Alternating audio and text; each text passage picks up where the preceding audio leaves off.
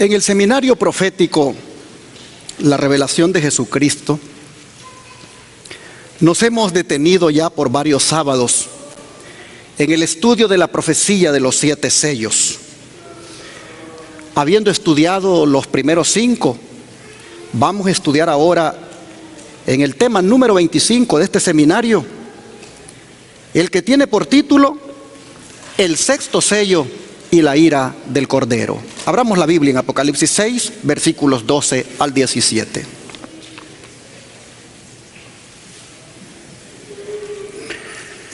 Apocalipsis 6, versículos 12 al 17. ¿Quién es el que abre el 6º sello? El mismo que ha abierto los otros 5. Es decir, el Cordero que fue inmolado por cada uno de nosotros, o sea, Jesucristo. De manera que lo que vamos a leer ahora y lo que vamos a estudiar ahora es un tema 100% de Cristo. Es un tema cristocéntrico, porque el que va a abrir este sello para que nosotros comprendamos lo que involucra es Jesús. Así que dice: miré cuando abrió el 6º sello, y he aquí hubo un gran terremoto, y el sol se puso negro como tela de silicio, y la luna se volvió toda como sangre, y las estrellas del cielo cayeron sobre la tierra como la higuera deja caer sus higos cuando es sacudida por un fuerte viento. Y el cielo se desvaneció como un pergamino que se enrolla, y todo monte y toda isla se removió de su lugar. Y los reyes de la tierra y los grandes, los ricos, los capitanes, los poderosos y todo siervo y todo libre se escondieron en las cuevas y entre las peñas de los montes, y decían a los montes y a las peñas: caed sobre nosotros y escondednos del rostro de aquel que está sentado sobre el trono y de la ira del Cordero, porque el gran día de su ira ha llegado, y ¿quién podrá sostenerse en pie? Aquí nosotros tenemos una serie de fenómenos que revelan la destrucción de este mundo. Esta, bien podríamos decir que es la intervención suprema de Dios, la intervención que Él hará en el final de la historia. Y bien podríamos decir también que esta es la respuesta de Él a la pregunta que hicieron las almas que estaban debajo del altar en el 5º sello. Para los que estudiaron ese tema se recordarán que ellos hicieron una pregunta: ¿hasta cuándo, Señor, has de vengar nuestra sangre? Así que bien podemos decir que esta es la respuesta de Dios a esa pregunta. Pero si ubicamos la época de la apertura de este sello, ya que como hemos venido estudiando, los sellos son periodos históricos en los cuales la iglesia se ha visto involucrada en diferentes situaciones. Si tomamos en cuenta que son periodos históricos, la apertura de este sello, los adventistas del 7º día siempre la hemos ubicado en el año de 1755, cuando ocurrió aquello que se conoce como el gran terremoto de Lisboa. ¿Por qué nos remontamos a ese acontecimiento? ¿Y por qué ubicamos la apertura de este sello en ese año? Porque, hermanos y hermanas, ese ha sido el terremoto más terrible que se haya registrado jamás en toda la historia. No solo por la pérdida de vidas humanas, sino por el radio podríamos decir, de extensión que tuvo. Pues aunque se conoce como el terremoto de Lisboa,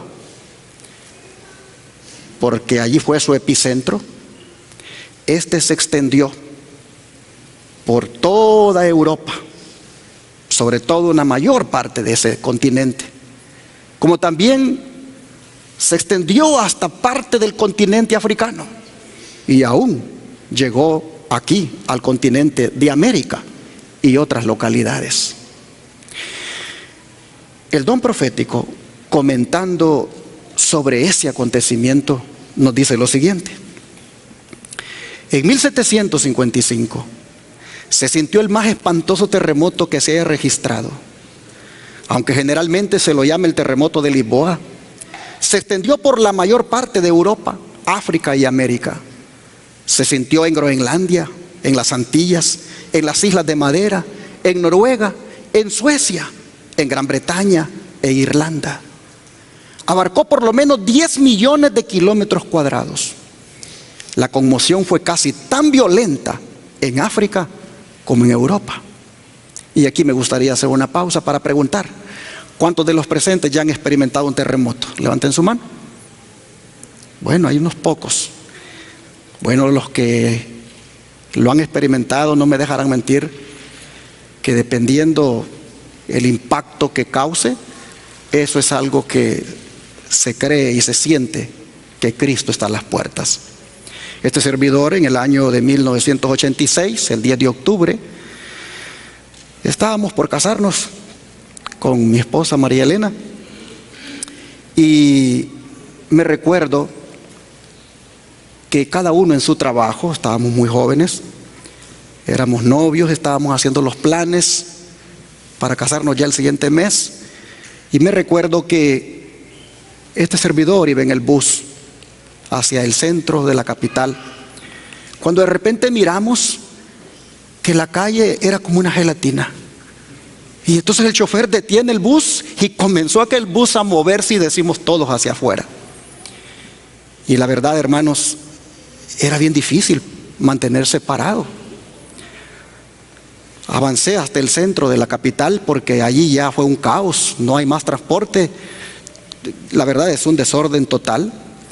Y cuando llego al centro de la capital, me voy caminando hacia el oriente de la capital, porque por allá trabajaba mi esposa, porque la que iba a ser mi esposa, y pensando en ella yo fui a buscarla al trabajo. Pero me recuerdo mientras iba hacia donde ella, oh hermanos, era difícil transitar. Postes eléctricos tirados en la calle abierta en diferentes tramos, ambulancias corriendo con muchas personas heridas, gente soterrada con edificios que habían caído. Y me recuerdo cuando llegué al trabajo de ella, pues que no estaba, porque todo el mundo tuvo que salir huyendo. Y entonces tuve que ahora buscar rumbo a mi casa, pero no había transportación. Y me recuerdo que mientras me trasladaba caminando, hermanos, se vino otra réplica. Y les digo sinceramente, yo sentía que Jesús venía en ese momento. El impacto era terrible.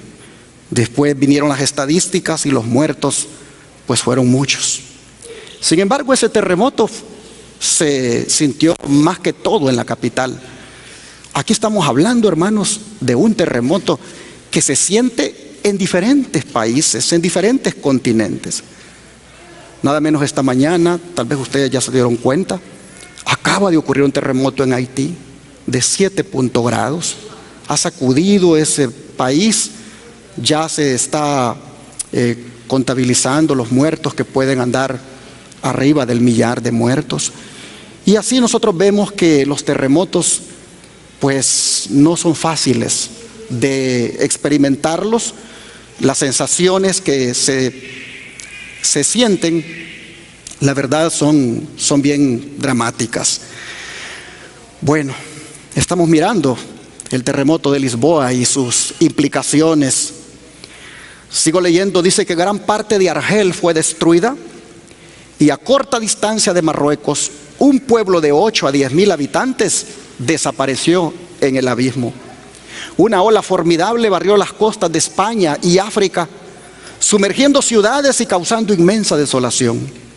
Fue en España y Portugal donde la sacudida alcanzó su mayor violencia. Se dice que en Cádiz la oleada llegó a 60 pies de altura. Algunas de las montañas más importantes de Portugal fueron sacudidas hasta sus cimientos, y algunas de ellas se abrieron en sus cumbres, que quedaron partidas de un modo asombroso, en tanto que trozos enormes se desprendieron sobre los valles adyacentes. Se dice que de esas montañas salieron llamaradas de fuego. Sigue diciendo el don de profecía que en Lisboa se oyó bajo la tierra un ruido de trueno, e inmediatamente después una violenta sacudida derribó la mayor parte de la ciudad. En unos 6 minutos murieron 60,000 personas. El mar se retiró primero y dejó seca la barra. Luego volvió en una ola que se elevaba hasta 50 pies sobre su nivel ordinario. Entre los sucesos extraordinarios ocurridos en Lisboa durante la catástrofe, se cuenta la sumersión del nuevo malecón, construido completamente de mármol y con ingente gasto. Un gran gentío se había reunido allí en ese malecón, en busca de un sitio fuera del alcance del derrumbe general.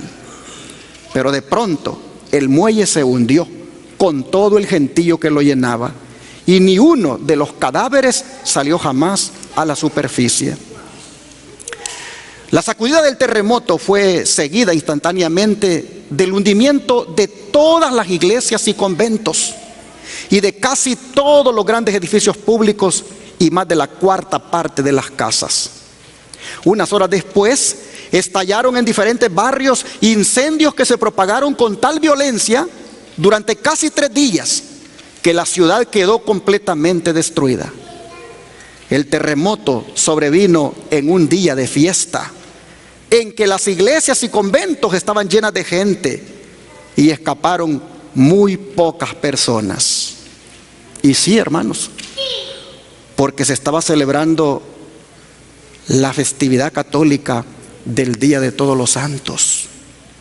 Era un sábado, 1 de noviembre, cuando las iglesias estaban llenas de gente, y entonces la tierra tembló. El terror del pueblo, dice, era indescriptible. Nadie lloraba.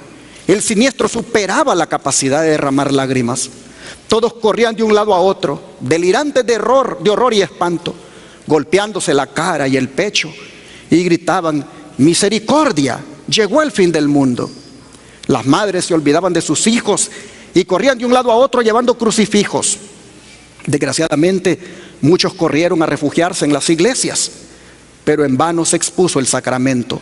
En vano aquella pobre gente abrazaba los altares, imágenes. Sacerdotes y feligreses fueron envueltos en la misma ruina. Se calcula que 90,000 personas perdieron la vida en aquel aciago día. He leído del Conflicto de los Siglos, página 306. Pero qué descripción más dramática de este terremoto. Pero lo que hace ubicarlo, este acontecimiento, como la apertura del 6º sello, son las palabras de Jesús registradas en Mateo 24, versículo 29. Vamos para allá. Mateo 24, versículo 29.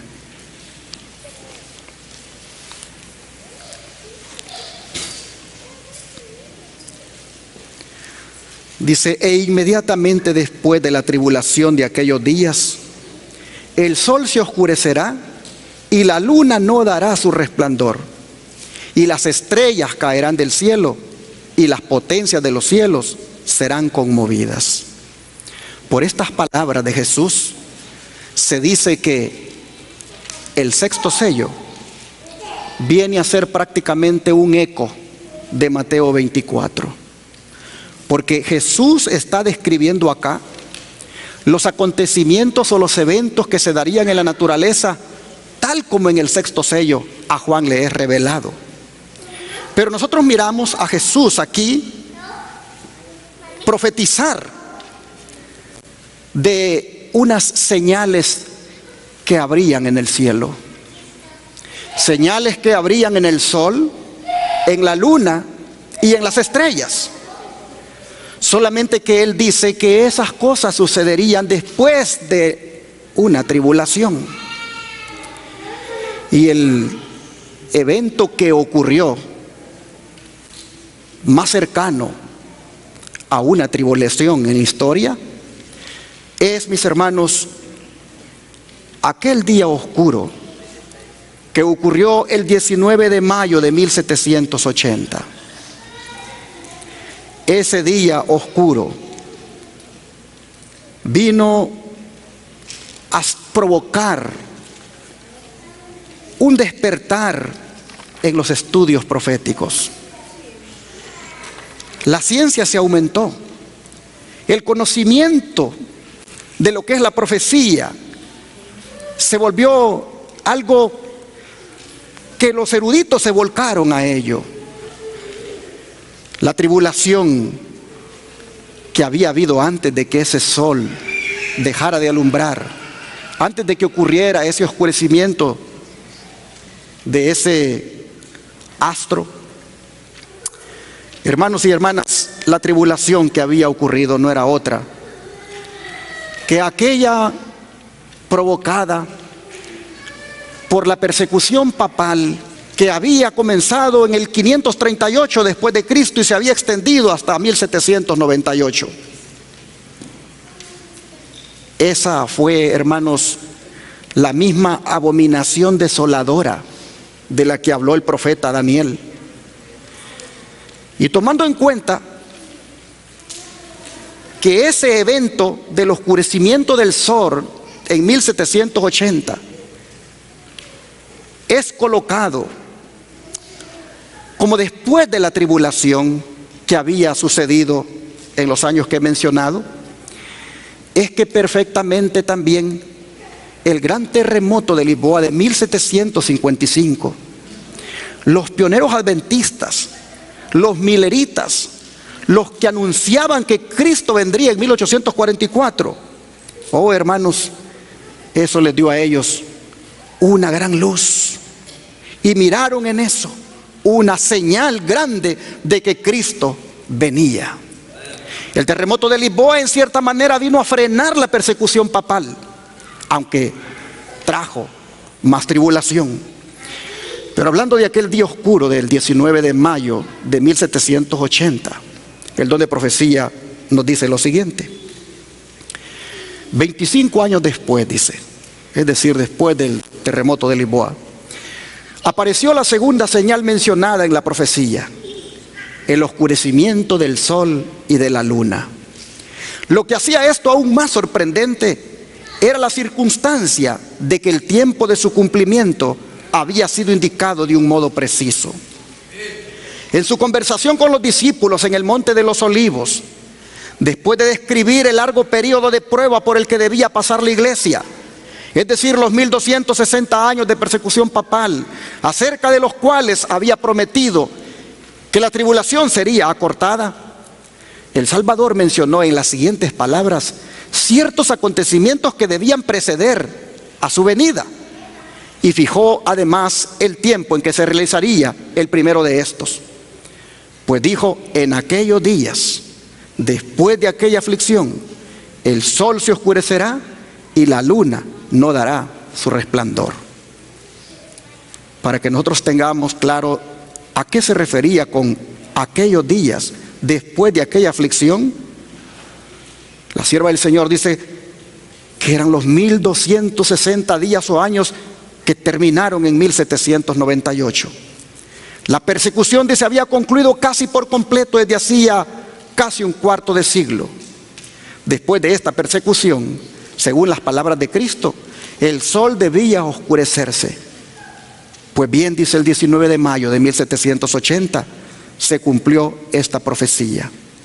Único o casi único en su especie, por lo misterioso del hasta ahora inexplicado fenómeno que en él se verificó.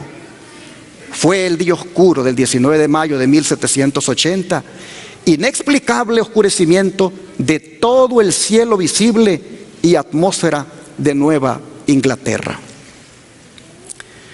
Nos sigue diciendo que ese día que se oscureció el sol, aquí en el lado noreste de los Estados Unidos, Nueva Inglaterra, los estados allá de Massachusetts, todos esos, Vermont y todos esos.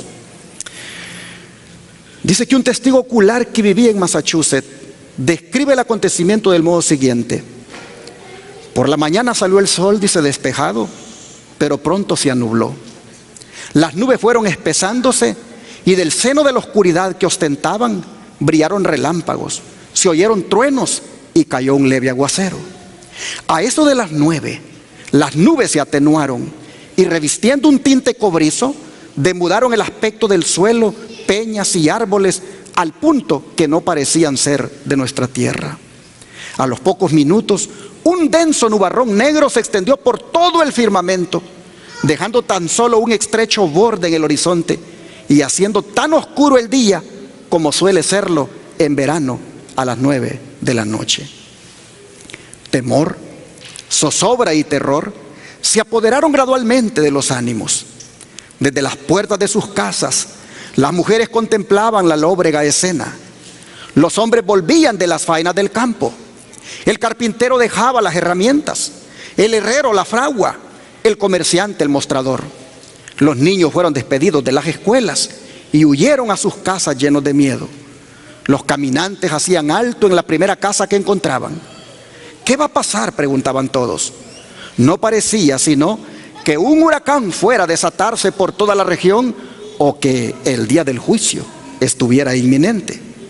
Hubo que prender velas y la lumbre del hogar brillaba como en noche de otoño sin luna.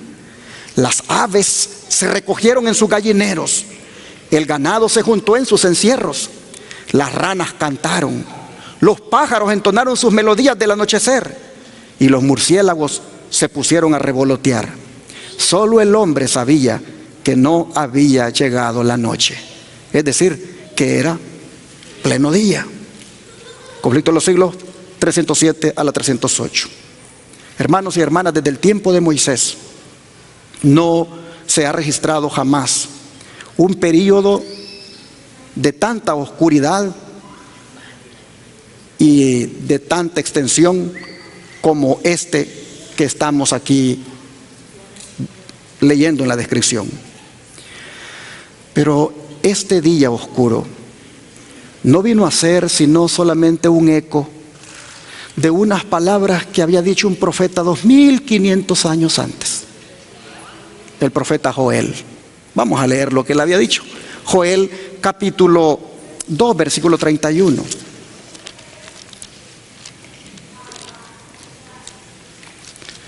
Joel capítulo 2 versículo 31.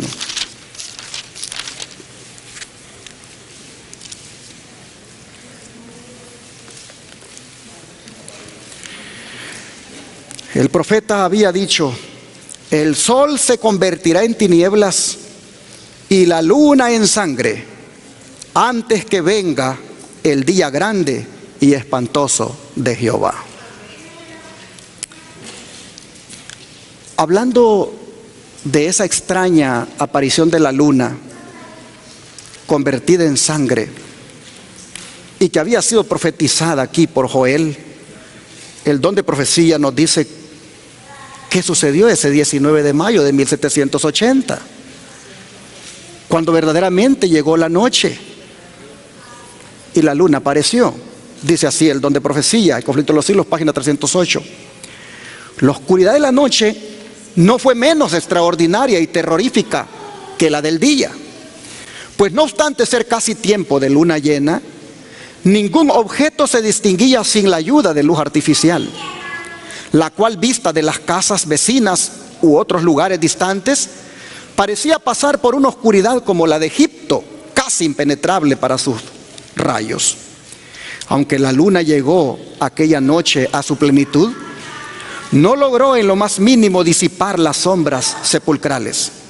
Después de medianoche desapareció la oscuridad y cuando la luna volvió a verse, parecía de sangre. Pero si las señales celestiales en el sol y la luna fueron así tan espectaculares, tan dramáticas, lo que ocurrió con las estrellas no se queda atrás. Pues Jesús dijo, tanto en Mateo 24 como también en el sexto sello, que las estrellas caerían como caen los higos verdes de una higuera. Y esto también ya ocurrió en la historia. El 13 de noviembre de 1833 cayó una lluvia de meteoritos tan espectacular que el don profético lo describe de la siguiente manera: En 1833, dice, 2 años después de haber principiado Miller a presentar en público las pruebas de la próxima venida de Cristo, apareció la última de las señales que habían sido anunciadas por el Salvador como precursoras de su segundo advenimiento. Jesús había dicho en Mateo 24:29 que las estrellas caerían del cielo. Y Juan, al recibir la visión de las escenas que anunciarían el día de Dios, declara en el Apocalipsis que las estrellas del cielo cayeron sobre la tierra como la higuera echa sus higos cuando es movida por el gran viento, según lo que hemos leído. Esta profecía, dice, se cumplió de modo sorprendente y pasmoso con la gran lluvia meteórica del 13 de noviembre de 1833. Fue este el más dilatado y admirable espectáculo de estrellas fugaces que se haya registrado. Pues sobre todos los Estados Unidos, el firmamento entero estuvo entonces durante horas seguidas en conmoción ígnea. No ha ocurrido jamás en este país, desde el tiempo de los primeros colonos, un fenómeno celestial que despertara tan grande admiración entre unos, ni tanto terror ni alarma entre otros. Su sublimidad y terrible belleza quedan aún grabadas en el recuerdo de muchos. Jamás cayó lluvia más tupida que esa en que cayeron los meteoros hacia la tierra. Al este, al oeste, al norte y al sur era lo mismo. En una palabra, todo el cielo parecía en conmoción. El espectáculo, tal como está escrito en el diario del profesor Silliman, fue visto por toda la América del Norte. Desde las 2 de la madrugada hasta la plena claridad del día, en un firmamento perfectamente sereno y sin nubes, todo el cielo estuvo constantemente surcado por una lluvia incesante de cuerpos que brillaban de modo deslumbrador. En verdad, ninguna lengua podría describir el esplendor de tan hermoso espectáculo. Nadie que no lo haya presenciado puede formarse exacta idea de su esplendor. Parecía que todas las estrellas del cielo se hubieran reunido en un punto cerca del cenit y que fueran lanzadas de allí con la velocidad del rayo en todas las direcciones del horizonte, y sin embargo no se agotaban. Con toda rapidez seguíanse por miles unas tras otra, como si hubiesen sido creadas para el caso. Es imposible contemplar una imagen más exacta de la higuera que deja caer sus higos cuando es sacudida por un gran viento.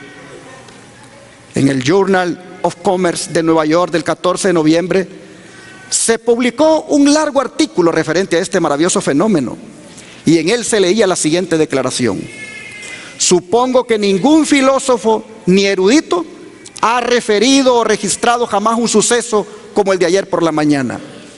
Hace 1800 años un profeta lo predijo con toda exactitud.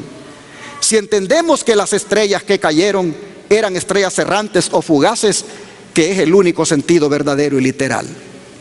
Así se realizó la última de las señales de su venida, acerca de las cuales Jesús había dicho a sus discípulos: cuando viereis todas estas cosas, sabed que está cercano a las puertas. Después de estas señales, Juan vio que el gran acontecimiento que debía seguir consistía en que el cielo desaparecería como un libro cuando es enrollado, y mientras que la tierra era sacudida, las montañas y las islas eran movidas de sus lugares, y los impíos aterrorizados trataban de esconderse de la presencia del Hijo del Hombre. Muchos de los que presenciaron la caída de las estrellas la consideraron como un anuncio del juicio venidero, como un signo precursor espantoso, un presagio misericordioso de aquel grande y terrible día. Así fue dirigida la atención del pueblo hacia el cumplimiento de la profecía, y muchos fueron inducidos a hacer caso del aviso del segundo advenimiento. Conflicto de los siglos 332 a la 334. Y desde entonces, cuando estas portentosas señales aparecieron en los cielos, incluyendo el gran terremoto de Lisboa, desde entonces, mis hermanos, hay un pueblo aquí en la tierra que proclama a viva voz que Jesucristo está a las puertas. Nuestra identidad como adventistas no nos la da ninguna organización, no nos la da ninguna estructura. Nuestra identidad como adventistas nos la da la creencia de que Jesucristo viene por segunda vez. Y las señales que se han mirado a lo largo de la historia nos hace sentirnos como adventistas del séptimo día, que muy pronto aparecerá nuestro divino Redentor. Oh, mis hermanos, las señales han anunciado que Cristo viene pronto. Nosotros hemos visto en la apertura del sexto sello que aparece conectado con todo esto la ira del Cordero. Pero no puede haber ira del Cordero si no hay advertencias para la raza humana de que se arrepienta de sus pecados. No puede manifestarse la ira del Cordero si no hay llamados a que levante la gente la mirada hacia arriba y sepa que muy pronto vendrá el Redentor. De manera que estas cosas, estos eventos, estos acontecimientos que hemos citado acá, son advertencias divinas para que la gente sepa que antes de enfrentar la ira del Cordero, si no se arrepienten de sus pecados, deben parar la oreja y atender la advertencia de Dios. Por lo menos ocho escritores de la Biblia han hablado sobre estas señales en el sol, en la luna y las estrellas. Por lo menos 8 escritores de la Biblia han presentado estos astros o estos elementos como heraldos del mensaje, como heraldos de que el día final se acerca. Los 8 escritores bíblicos son, como ya leímos, Joel, Amós, Isaías, Ezequiel, Mateo, Marcos, Lucas y Juan. Siendo que lo que dice Mateo, que ya leímos, lo repite Marcos, Lucas y Juan.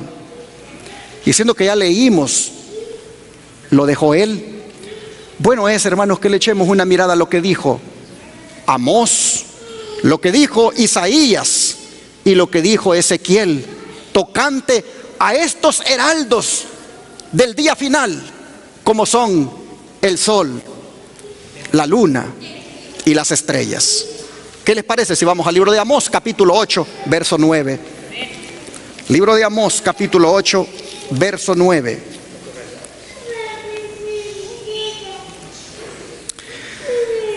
Acontecerá en aquel día, dice Jehová el Señor, que haré que se ponga el sol a mediodía y cubriré de tinieblas la tierra en el día claro.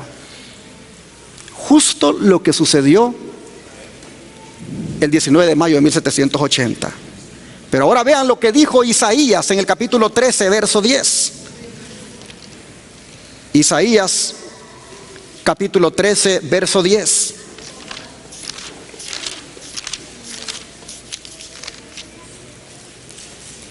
Por lo cual las estrellas de los cielos y sus luceros no darán su luz, y el sol se oscurecerá al nacer, y la luna no dará su resplandor.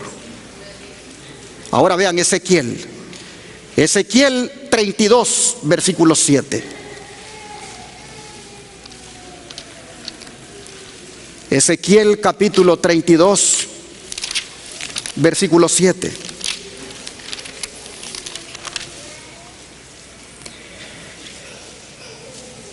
Y cuando te haya extinguido, cubriré los cielos y haré entenebrecer sus estrellas. El sol cubriré con nublado y la luna no hará resplandecer su luz. Como ustedes pueden ver, todos estos profetas, con su mensaje, con su lenguaje, convergen allí en Apocalipsis 6, del 12 en adelante, en la apertura del sexto sello. Bien dice la mensajera del Señor que en el libro del Apocalipsis todos los libros de la Biblia se encuentran. Hermanos y hermanas, Apocalipsis nos dice que después de todo esto que ya ocurrió en la historia, vendría lo que todavía no ha ocurrido. Vamos otra vez al capítulo 6 de Apocalipsis y veamos el versículo 14 para que estemos enmarcados en lo que vendrá. Apocalipsis 6, versículo 14. Nosotros miramos acá que dice: y el cielo se desvaneció como un pergamino que se enrolla, y todo monte y toda isla se removió de su lugar. Esto, mis hermanos, es lo que vendrá en el futuro. Cuando los cielos se enrollen como un pergamino. De manera que el sexto sello, hermanos, se extiende hasta la venida del Señor. Nosotros estamos viviendo en pleno cumplimiento del sexto sello. Prácticamente nosotros estamos por mirar esto que acabamos de leer, pues lo otro ya es historia. Es interesante, hermanos, que el cielo se enrolló como un pergamino. Imagínate el cuadro, hermano. Qué asombroso va a ser cuando tú mires que no hay cielo y que está abierto sin la protección de Dios este mundo, para que de allí sean derramados sus juicios. Por eso dijo Cristo: las potencias de los cielos, ¿qué cosa dijo? Serán conmovidas.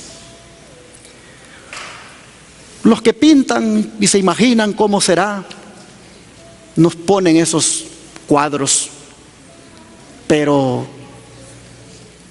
los cielos que nos protegen un día no estarán allí para proteger más a la raza humana. Allí, hermanos y hermanas, solo vamos a contar con la protección de Dios.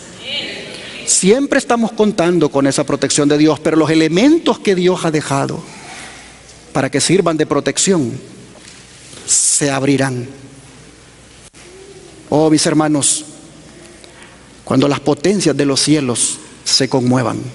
¿Saben que la hermana White, cuando ella habla de esto de las potencias de los cielos que se van a conmover, ella dice que son precisamente estos astros de los que hemos estado hablando, del sol y la luna? Miren ustedes, se los pongo acá. Dice: las potestades del cielo son el sol, la luna y las estrellas. Gobiernan en los cielos. Las potestades terrenas son las que gobiernan en la tierra. Las potestades del cielo se conmoverán a la voz de Dios. Entonces el sol, la luna y las estrellas se desquiciarán de su asiento. No se aniquilarán, sino que se conmoverán a la voz de Dios. Sobrevinieron sombrillas y densas nubes que se entrechocaban unas con otras. La atmósfera se partió, enrollándose hacia atrás, y entonces pudimos ver en Orión un espacio abierto de donde salió la voz de Dios.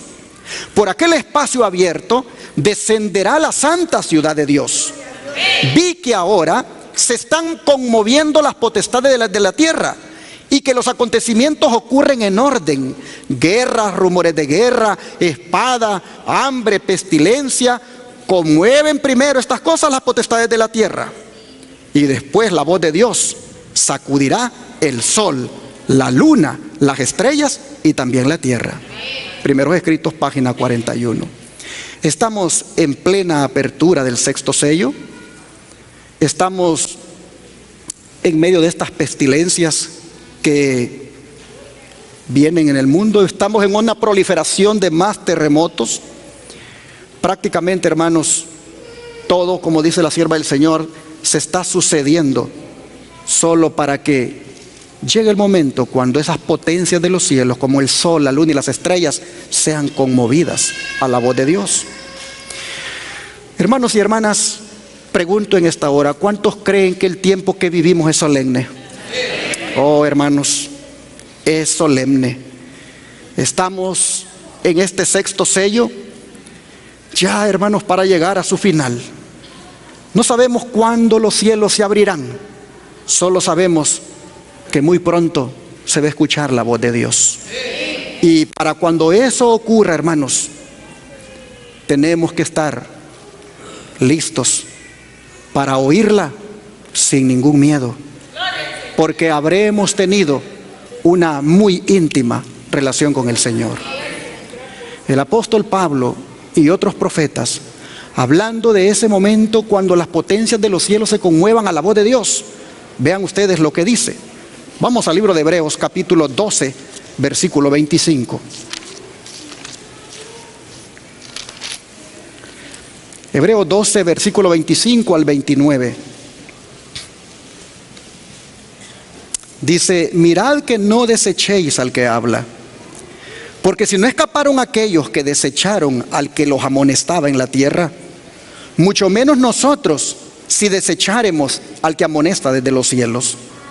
La voz del cual conmovió entonces la tierra, pero ahora ha prometido diciendo: aún una vez, y conmoveré no solamente la tierra, sino también el cielo.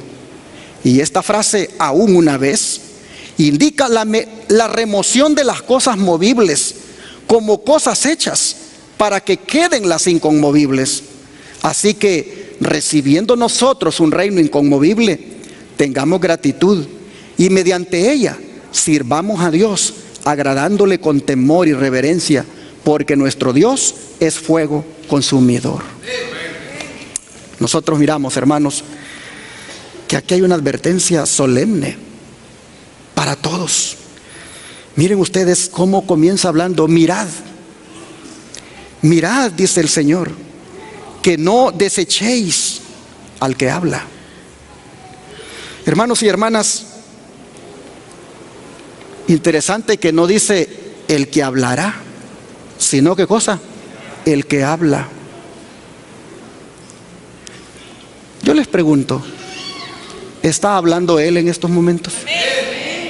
Cada sábado que nos presentamos para escuchar la palabra, hermanos y hermanas, ahí estamos escuchando al que habla.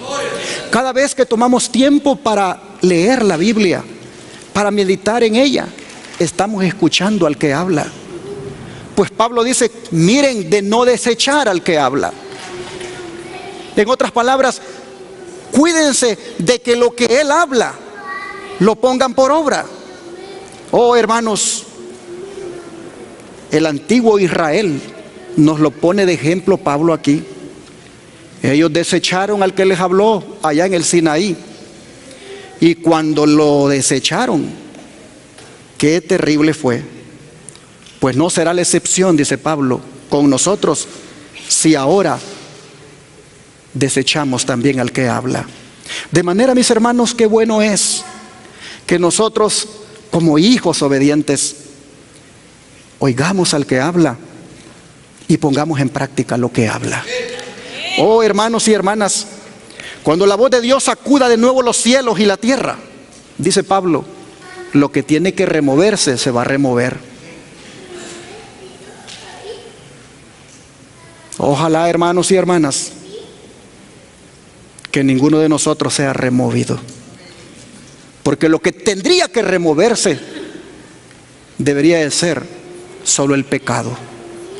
El pecado debía removerse y que se conserve lo que es recto, lo que es puro, lo que es agradable delante de Dios.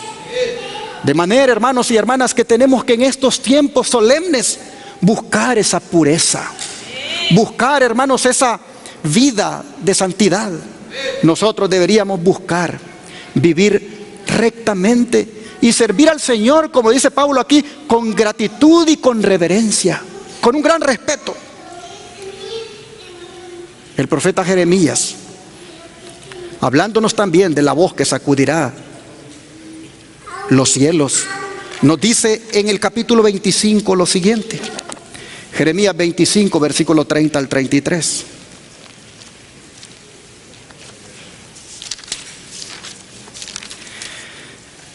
Dice la Escritura: tú pues profetizarás contra ellos todas estas palabras y les dirás: Jehová rugirá desde lo alto y desde su morada santa dará su voz, rugirá fuertemente contra su morada, canción de lagareros cantará contra todos los moradores de la tierra. Llegará el estruendo hasta el fin de la tierra, porque Jehová tiene juicio contra las naciones. Él es el juez de toda carne. Entregará a los impíos a espada, dice Jehová. Así ha dicho Jehová de los ejércitos. He aquí que el mal irá de nación en nación, y grande tempestad se levantará de los fines de la tierra. Y yacerán los muertos de Jehová en aquel día, desde un extremo de la tierra hasta el otro. No se endecharán, ni se recogerán, ni serán enterrados como estiércol, quedarán sobre la faz de la tierra. Oh, hermanos, no sé si ustedes le pusieron atención allí en el versículo número 30. Jehová rugirá desde lo alto, y desde su morada santa dará su voz. Pero rugirá fuertemente ¿contra quién, hermanos? Contra su morada. Esto no es otra cosa, hermanos, que una indicación que el juicio de Dios debe comenzar primero por su casa. Primero rugirá contra su morada, contra los que tienen luz, contra los que han conocido bien su voluntad y sencillamente, hermanos, no han querido vivir de acuerdo a esa voluntad. Pero si esto es impactante, lo que hemos leído, Isaías no se queda atrás, hermanos, con estos lenguajes apocalípticos que tienen estos profetas. Miren ustedes el capítulo 24 de Isaías y los versículos 19 y 20.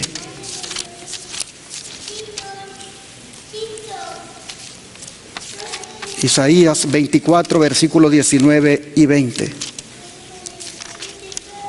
Dice: será quebrantada del todo la tierra, enteramente desmenuzada será la tierra, en gran manera será la tierra conmovida. Temblará la tierra como un ebrio, y será removida como una choza, y se agravará sobre ella su pecado, y caerá, y nunca más se levantará. Creo que no hay mucho que explicar aquí, hermanos, sobre el caos que habrá en este planeta. Pero volvamos a Jeremías y miremos el capítulo 4 ahora. Y vean los versículos 23 al 27, lo que nos dice. Jeremías capítulo 4, verso 23 al 27. Dice la palabra: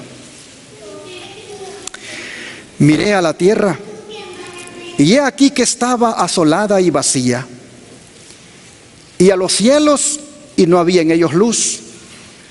Miré a los montes, y he aquí que temblaban, y todos los collados fueron destruidos. Miré y no había hombre, y todas las aves del cielo se habían ido. Miré y he aquí el campo fértil era un desierto, y todas sus ciudades eran asoladas delante de Jehová, delante del ardor de su ira. Porque así dijo Jehová: toda la tierra será asolada, pero no la destruiré del todo. Por supuesto que esto tenía su aplicación para con los juicios que recibiría Israel, pero mucho del lenguaje se aplica para el tiempo final. Nosotros, mis hermanos, vemos cómo la Escritura, ella sola, se explica. Lo que dice por acá, lo respalda por allá. Una hermana llamaba un día de estos y dice: yo veo la televisión y estoy muy gozosa con los mensajes, pero yo no puedo leer. Y yo oigo que ustedes hablan de escudriñar, ¿y eso qué es? Y le explicamos que era escudriñar, que era leer un poquito por acá y un poquito por allá, comprobar que lo que se dice por acá está respaldado por este otro lado, y que ese método es el que permite comprender mejor la Biblia y entender la voluntad de Dios. Y dijo ella: ¿me pueden enseñar eso, aunque yo no pueda leer? Ella vive a 4 horas de aquí.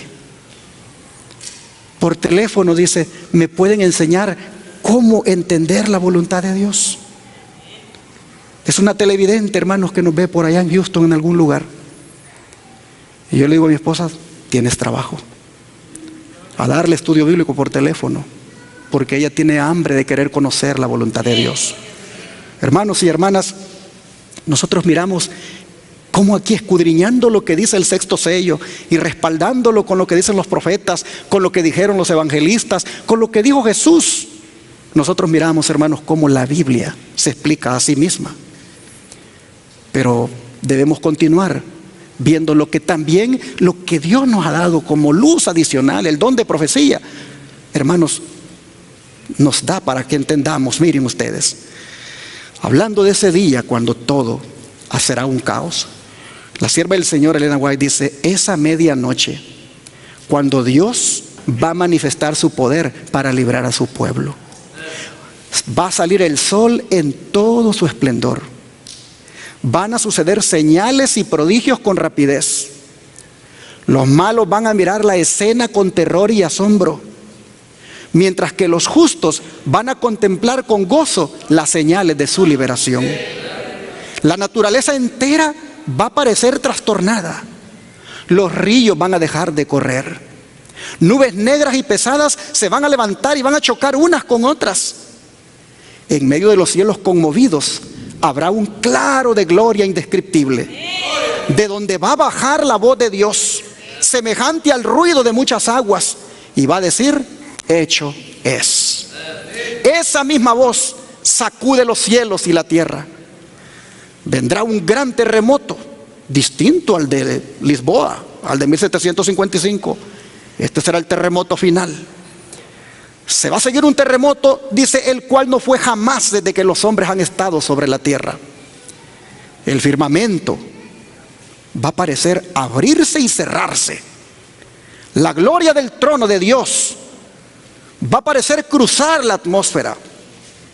Los montes van a ser conmovidos como una caña al soplo del viento, y las rocas quebrantadas se van a esparcir por todos lados.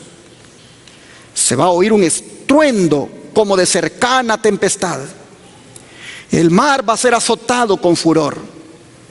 Se va a oír el silbido de un huracán como voz de demonios en misión de destrucción.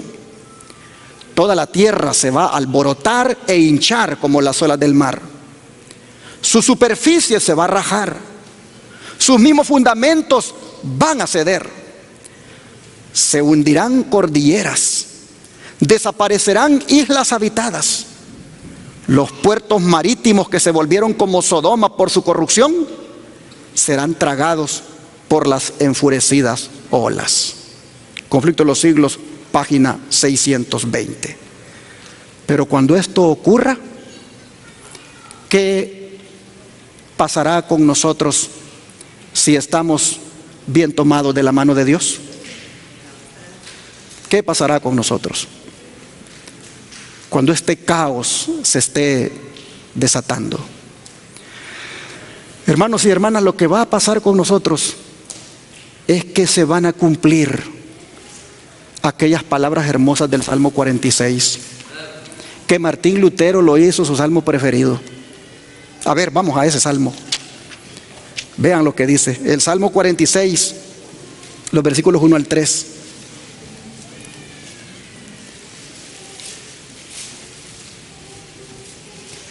Dios es, ¿qué cosa? Nuestro amparo y fortaleza, nuestro pronto auxilio en las tribulaciones. Por tanto, no temeremos, aunque la tierra sea removida y se traspasen los montes al corazón del mar, aunque bramen y se turben sus aguas y tiemblen los montes a causa de su braveza. Hermanos y hermanas, ojalá y estas palabras las hagamos nuestras desde ahora, para que en ellas nosotros podamos, hermanos, confiar. Que efectivamente nosotros podamos decir: no temeré aunque la tierra sea removida.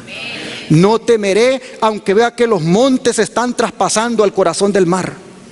No temeré aunque hayan tsunamis, porque Dios es mi amparo y fortaleza. Si eso, hermanos, lo hacemos desde ahora, esto es lo que nos va a sostener. Y qué bueno, hermanos, que hagamos estas palabras nuestras desde ahora, porque lo que van a experimentar los impíos, el sexto sello ya nos lo ha dicho. Pero leámoslo de nuevo, vamos otra vez a Apocalipsis 6, versículo 15 al 17. Apocalipsis 6, verso 15 al 17 dice: y los reyes de la tierra, y los grandes, los ricos, los capitanes, los poderosos, y todo siervo y todo libre, se escondieron en las cuevas y entre las peñas de los montes, y decían a los montes y a las peñas: caed sobre nosotros, y escondednos del rostro de aquel que está sentado sobre el trono y de la ira del Cordero, porque el gran día de su ira ha llegado, y ¿quién podrá sostenerse en pie? Oh, mis hermanos, si ustedes toman nota allí, hay 7 clases de personas que son mencionadas. 7 clases de personas sobre las cuales la ira de Dios cae sin mezcla de misericordia. No solo la ira de Dios, sino también la ira del Cordero. Si ustedes notan, estas 7 clases de personas corren, dice, presas de pavor, a esconderse en las cuevas y entre las rocas de los montes. Si ustedes se fijan allí, están desde los más encumbrados, como son los gobernantes, hasta terminar con los simples ciudadanos de la tierra. Todos ellos corren, todos ellos quieren escapar de la ira del Cordero. Pero esta es una evidencia de que el mundo no estará convertido en el día final, como algunos dicen. Nosotros miramos que de todos los estratos sociales habrá gente que huirá ante la presencia de Dios cuando se manifieste. La sierva del Señor Elena White, hablando de algunos de estos grupos de personas o de estas clases sociales, nos da a nosotros una idea del pavor que sentirán. Vean ustedes. Dice: con oración fervorosa y agonizante suplican a Dios que no los deje a un lado. Los reyes, los poderosos, los encumbrados, los orgullosos, el hombre miserable, todos juntos se inclinan ante la presión de una angustia, una desolación y una miseria indescriptibles. Oraciones angustiosas provenientes del corazón brotan de sus labios. Misericordia, misericordia, salvadnos de la ira de un Dios ofendido. Una voz les responde con terrible claridad y firmeza y majestuosamente: puesto que llamé y me rechazasteis, extendí mi mano y no tuvisteis consideración de mí, y por el contrario redujisteis a la nada todo mi consejo y no quisisteis saber nada de mis reprensiones, yo me reiré de vuestra calamidad, me burlaré de vosotros cuando os asalte el temor. Entonces los reyes, los nobles, el poderoso, el pobre y el mezquino, todos juntos claman con gran amargura. Los que en los días de su prosperidad despreciaron a Cristo y a los humildes que seguían sus pisadas, hombres que no quisieron humillar su rango para inclinarse ante Cristo, que aborrecieron su despreciada cruz, se encuentran ahora postrados en el fango de la tierra. Su grandeza súbitamente los ha abandonado y no vacilan en inclinarse a la tierra, a los pies de los santos. Entonces comprenden con terrible amargura que están consumiendo los frutos de su propia conducta y que están llenos de sus propias argucias. Confiando en su supuesta sabiduría, rechazaron la recompensa sublime y eterna y la invitación celestial en favor de las ganancias terrenales. El resplandor y el oropel de la tierra los fascinaron y en su supuesta sabiduría se convirtieron en insensatos. Se gozaban en su prosperidad mundanal como si sus ventajas terrenales fueran tan grandes que podrían por medio de ellas tener méritos ante Dios y de esa manera asegurarse el cielo. El dinero era poder para los insensatos de la tierra y al mismo tiempo era su Dios, pero su misma prosperidad los destruyó. Se volvieron insensatos a la vista de Dios y de sus santos ángeles, mientras los hombres dominados por las ambiciones mundanales los consideraban sabios. Ahora su supuesta sabiduría es insensatez total y su prosperidad la causa de su destrucción. De nuevo resuenan los gritos provocados por una angustia temible que destroza el corazón. Noten, ya no le claman a Dios, ya no le piden misericordia. Ahora van a orar ¿a quiénes? Van a orar a las rocas y a las montañas. Y la oración de ellos para esos objetos inanimados será: caigan sobre nosotros y escóndannos del rostro del que está sentado sobre el trono y de la ira del Cordero, porque el gran día de su ira ha venido, y ¿quién podrá estar firme? Huyen a las cavernas de la tierra para cubrirse, pero entonces esas cavernas, ¿qué cosa? No les sirven de nada. Testimonios para la Iglesia, tomo 2, página 38 a la 39. Hermanos y hermanas, ¿por qué no les va a servir de nada esconderse en las cavernas? Porque nadie, hermanos, se podrá escapar de la mirada de Dios. Adán y Eva se escondieron, pero no se escaparon de la mirada de Dios. El pecador, cuando sabe que está en el pecado, está en desobediencia delante de Dios, lo primero que hace es, ¿qué cosa? Esconderse. Lo mismo que hicieron nuestros primeros padres al principio de este mundo, harán sus descendientes al final de este mundo: esconderse de la presencia de Dios. Oh, hermanos y hermanas,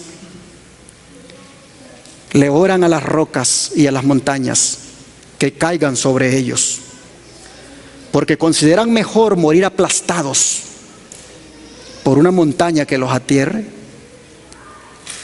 Consideran mejor morir aplastados por una roca que los impacte.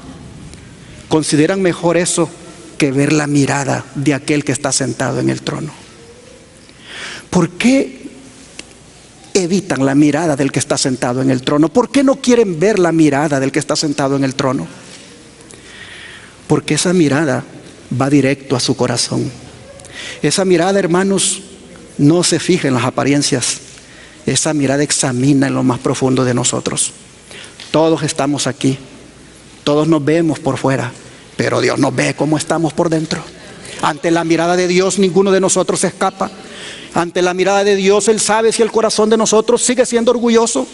Ante la mirada de Dios Él bien sabe si nuestro corazón, hermanos, sigue siendo envidioso.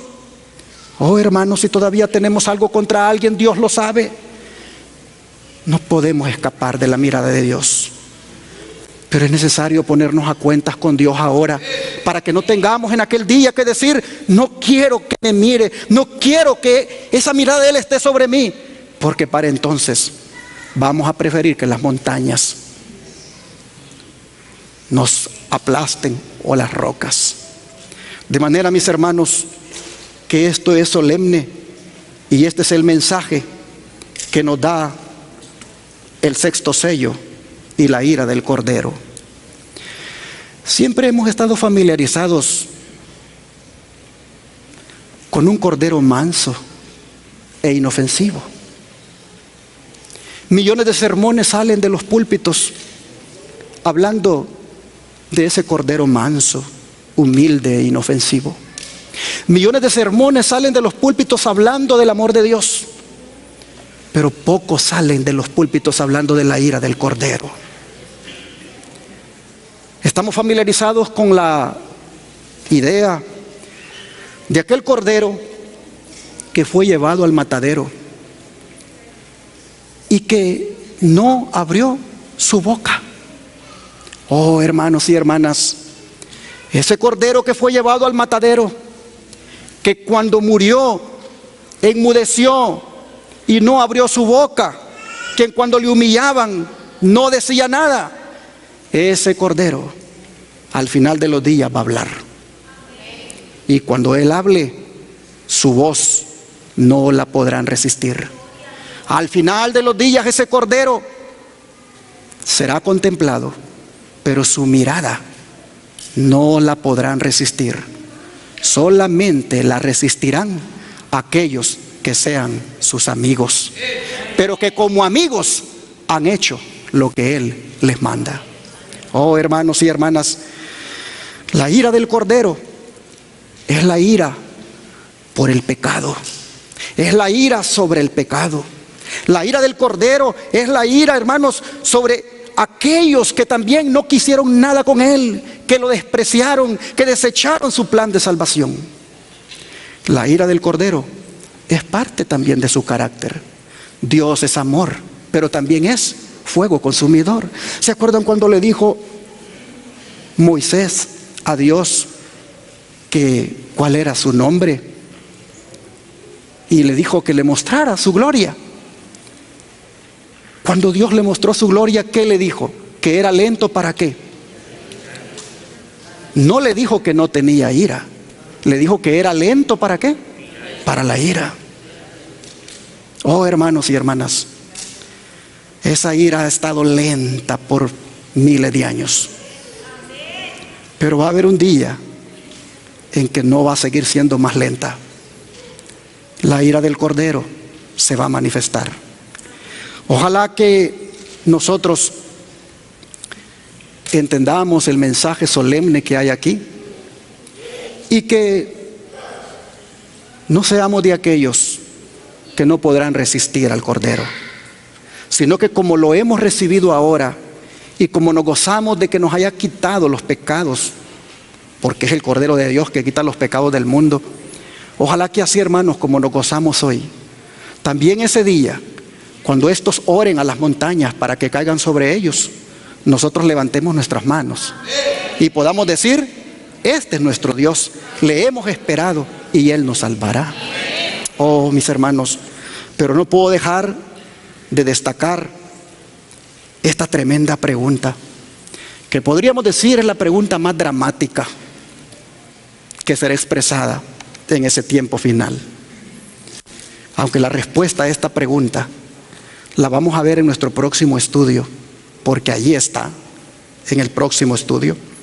Aunque la respuesta la miraremos allí, bien hacemos con atender desde ya las palabras de Jesús para que nosotros sepamos quién realmente podrá sostenerse en pie.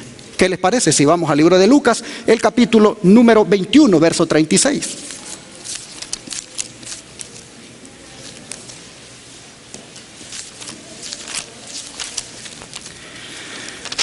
Lucas capítulo 21, verso 36 dice: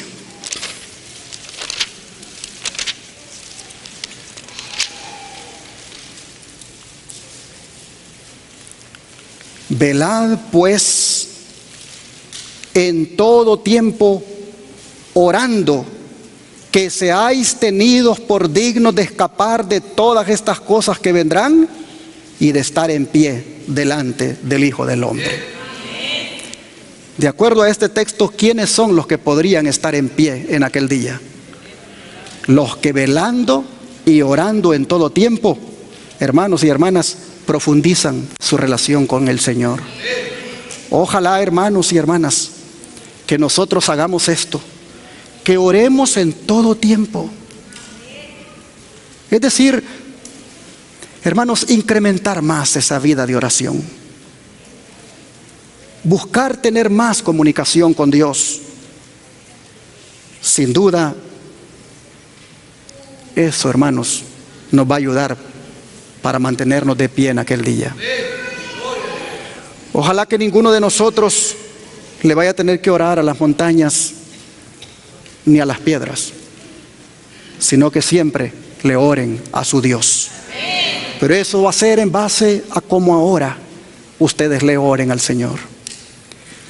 Oraciones a la carrerita, oraciones solo por la comida, esas oraciones, hermanos, son oraciones formales. Busquemos platicar con el Señor como cuando platicamos con un hermano, con un amigo. Busquemos, hermanos, tener esos momentos de devoción. El Espíritu de Profecía dice: al considerar el poco tiempo que nos queda, debiéramos velar y orar como pueblo, y en ningún caso dejarnos distraer de la solemne obra de preparación para el gran acontecimiento que nos espera. Porque el tiempo se alarga aparentemente, muchos se han vuelto descuidados e indiferentes acerca de sus palabras y acciones. No comprenden su peligro y no ven ni entienden la misericordia de nuestro Dios al prolongar el tiempo de gracia a fin de que tengan oportunidad de adquirir un carácter digno de la vida futura e inmortal. Cada momento es del más alto valor. Se les concede tiempo, no para que lo dediquen a estudiar sus propias comodidades y a transformarse en moradores de la tierra, sino para que lo empleen en la obra de vencer todo defecto de su carácter y en ayudar a otros por su ejemplo y esfuerzo personal a ver la belleza de la santidad.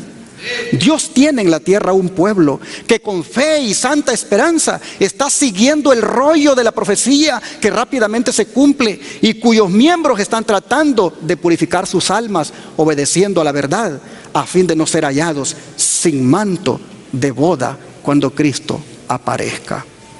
Hoy los testimonios tomo 1. Así que hermanos y hermanas,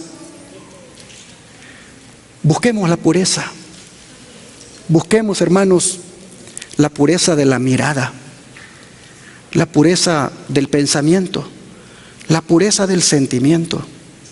Busquemos, mis hermanos, que no tengamos nada de que avergonzarnos delante de Dios. Busquemos ser encontrados con ese vestido de boda. El poco tiempo que queda para que el cielo se abra, para que se extienda, para que se enrolle como un pergamino y podamos ver esa aparición del Señor. Oh hermanos, ese tiempo que falta, aprovechémoslo para consagrarnos más. Dejemos el mundo, hermanos. Dejemos el mundo. Dejemos las prácticas del mundo. Ustedes podrán decir, este pastor siempre está diciendo lo mismo, pero es que yo veo, hermanos, yo veo que aquí entra y aquí sale. Oh hermanitos, en el nombre del Señor, entendamos, el tiempo se acaba, Cristo viene pronto. Busquemos, hermanos, de verdad, consagrarnos al Señor. Voy a cerrar leyendo el Salmo 130, versículos 3 al 8, para que miremos quiénes son los que realmente podrán estar de pie. Salmo 130, verso 3 al 8.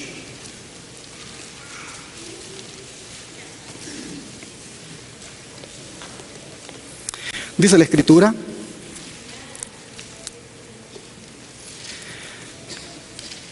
Jehová, si mirares a los pecados, ¿quién, oh Señor, podrá mantenerse? Pero en ti hay perdón, para que seas reverenciado. Esperé yo a Jehová, esperó mi alma, en su palabra he esperado.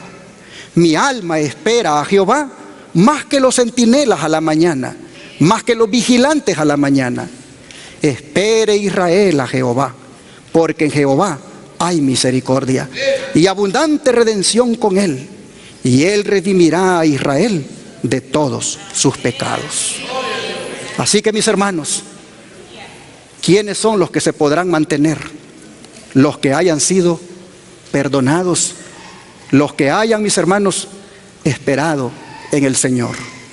Quisiera preguntar en esta hora, tomando en cuenta que es poco lo que falta para que lo último del sexto sello se cumpla, ¿cuántos de ustedes de verdad les gustaría purificar sus vidas en la sangre de Cristo cada día más, entregarse completamente a Él y servirle para no orar a ninguna montaña ni ninguna piedra, sino darle la bienvenida a Jesucristo? ¿Cuántos? Que Dios les bendiga y así nos encuentre Cristo cuando Él venga con poder y gloria.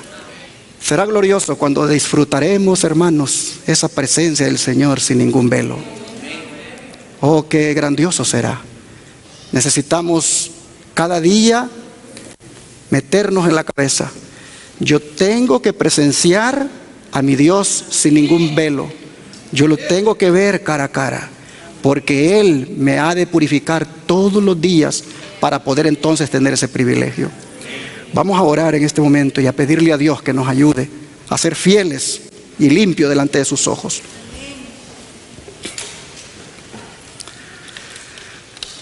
Padre nuestro, tú sigues preparándonos con estos mensajes solemnes que nos hacen ver, Señor, el desenlace de este planeta y sus habitantes.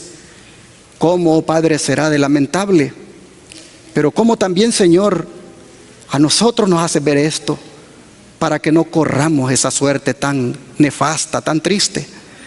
Así que, Señor, en esta hora te pedimos para que, mirando de antemano el desenlace que habrá y sabiendo, Señor, cómo reaccionará la raza humana que no se preparó Oh Padre, te decimos hoy, perdona nuestro pecado. Perdona, Señor, nuestras negligencias, nuestras indiferencias. Las veces, Padre, que llevamos este cristianismo allí a la carrera sin dedicar tiempo para estar contigo, perdónanos, Señor. Te pedimos, por favor, que de aquí en adelante nosotros encaremos seriamente nuestra salvación, que busquemos seriamente prepararnos para estar listos para verte venir en gloria. Señor, te pedimos que nos purifiques cada día en tu preciosa sangre, que nosotros, Señor, anhelemos comparecer limpios con el manto de justicia que tú has tejido allá en el telar del cielo. Padre, te rogamos que podamos ser fieles, que no nos apartemos nunca de ti y que nuestra mirada esté puesta sobre ti ahora, hoy que todavía hay un velo, para que cuando sin velo aparezcas, oh Señor, nos gocemos en verte cara a cara. Oh Padre, gracias por este mensaje. Ayúdanos a perseverar. Lo pedimos en el nombre de Jesús. Amén.